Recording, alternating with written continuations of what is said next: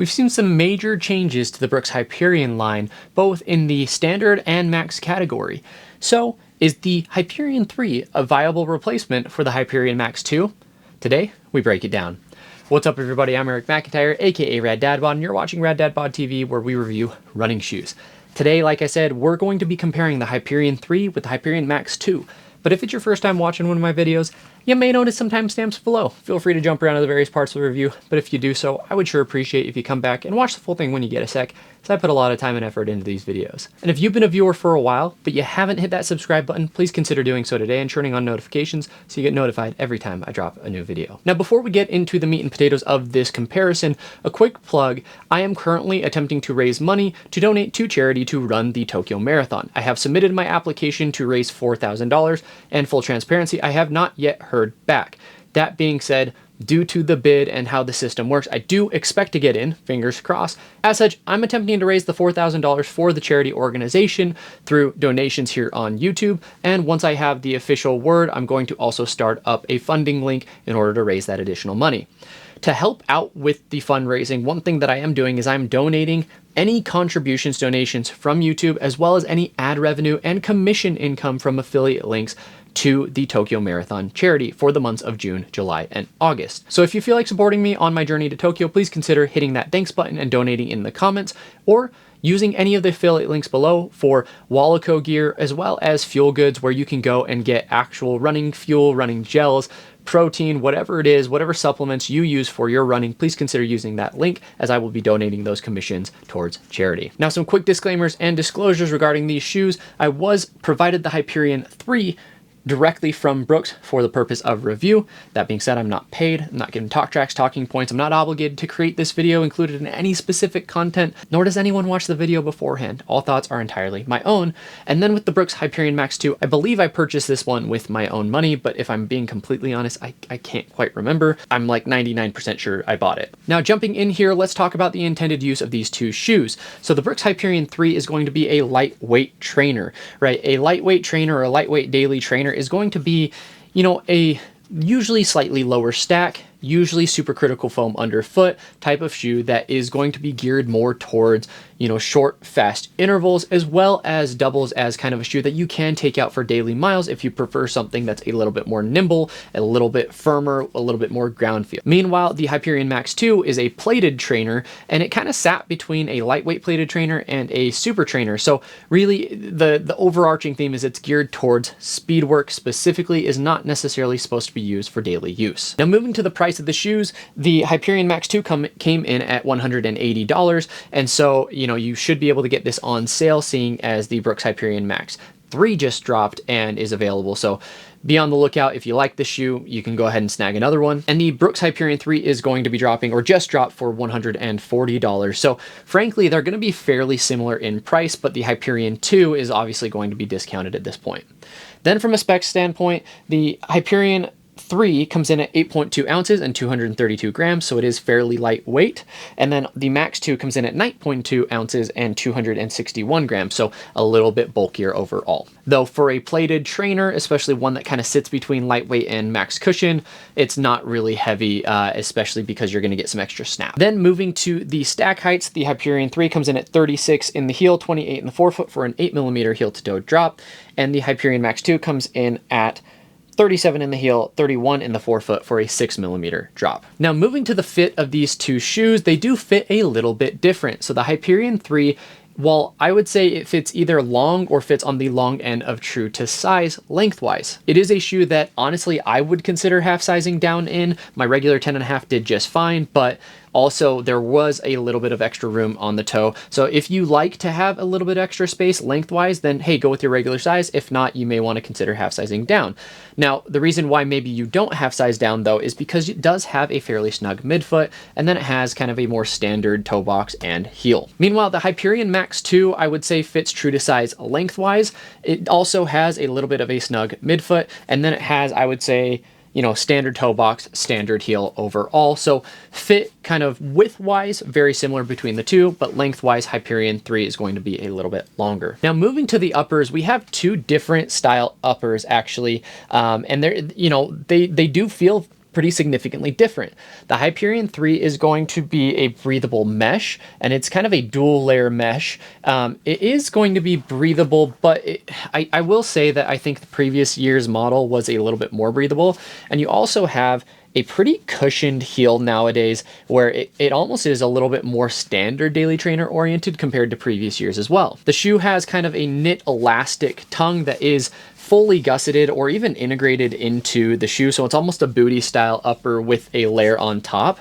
And so it does create a little bit of warmth there in that midfoot area, but you do get some really, really good lockdown despite being a little bit long overall. Moving to the Hyperion Max 2, you have this breathable engineered mesh, and it is pretty lightweight. It breathes really, really well. And then you also kind of have an elastic, it's not really a knit, but like an actual elastic tongue that is fully gusseted. You also have this heel flare, and while you do have a little bit of light cushion in the heel, it actually is significantly less compared to the Hyperion 2.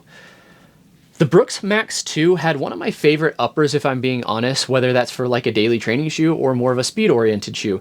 In fact, I feel like more speed-oriented shoes, maybe trainers, not necessarily super shoes, should be going with something more like this, where it is sleek, like geometry-wise, it's sleek, it is locked in, it's a dialed fit, right? You have the heel flare as well. It's not like overwhelming with the cushion. You have the elastic tongue, you have some premium laces, but it also is not going to be uncomfortable. It also is not like plasticky. It's kind of more of a blend between like a race upper and a standard daily upper. And I really, really like that. Frankly, again, it's one of my favorite styles of uppers on a shoe, period. So between the two shoes here, while the lockdown is good in the Hyperion 3, like the upper to me in the Hyperion Max 2 is pretty exceptional.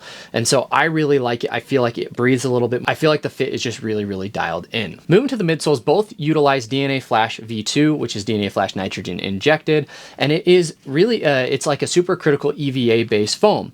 The foam tends to be a little bit firm.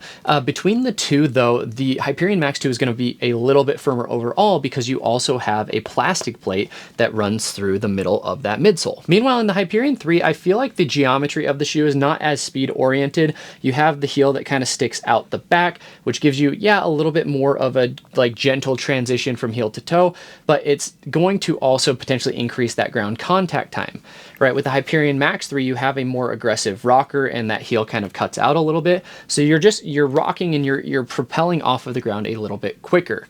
You also get, it's not super, super rigid because it's a plastic plate, not a carbon fiber plate, but you do get a little bit of snap from the plate that is just non-existent in the Hyperion 3. Hyperion 3, you can basically just bend in half. And yeah, you're going to get some snap, but that's just the midsole obviously coming back to shape. So between these two, I do think that the Hyperion 3 is going to be more oriented for daily training.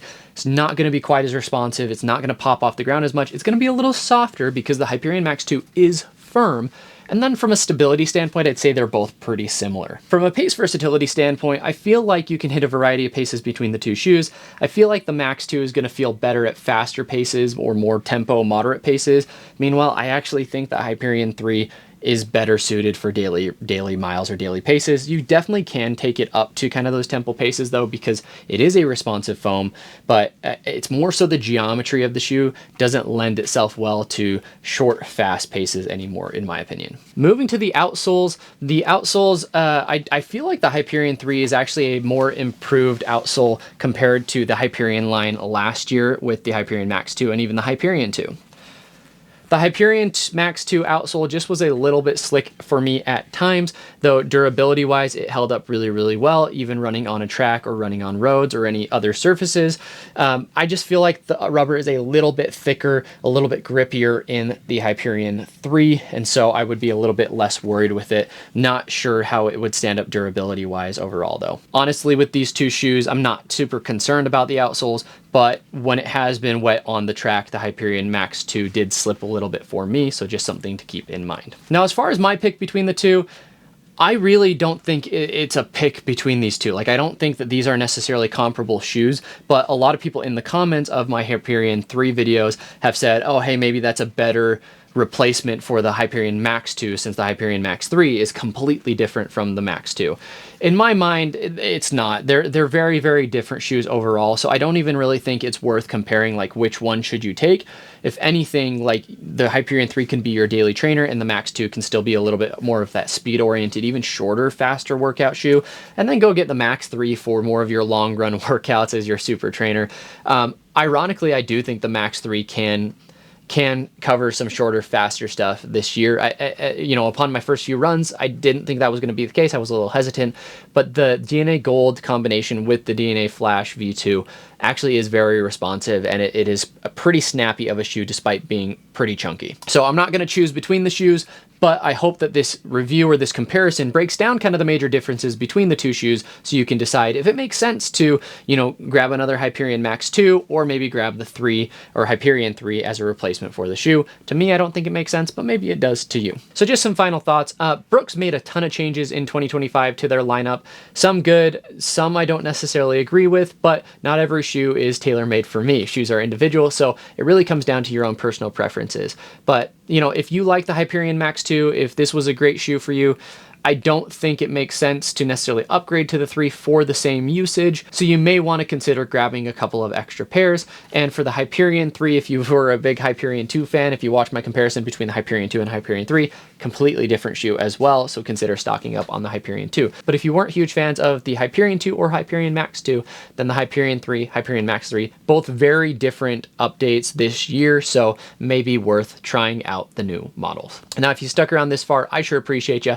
Please take a second, let me know in the comments what comparisons you'd like to see, what questions you have about this comparison in particular, or anything else I could be doing better to make these videos more entertaining, educational, just fun for each and every one of you. Again, a quick plug, if you've enjoyed today's video, please consider donating, even just $5. You know, if I can get $5 from, I think, like 800 people all actually hit the goal of $4,000 raised. And so every dollar matters, no matter how big or how small. I sure appreciate it, and I appreciate the support in general. Again, if you don't have the means to donate, please consider just watching the video a couple more times, right? Sharing it with family and friends, give it a little bit more legs. Or if you're looking for running fuel, running shorts, running tights, please consider using the affiliate links below. And just to wrap up, I'll leave you with a question, as always, which is, where did you feel like the Hyperion Max 2 fit in a rotation? Was it more of your shorter, faster workout shoe, or more of your long run workout shoe? Let me know in the comments below. Thanks, everybody.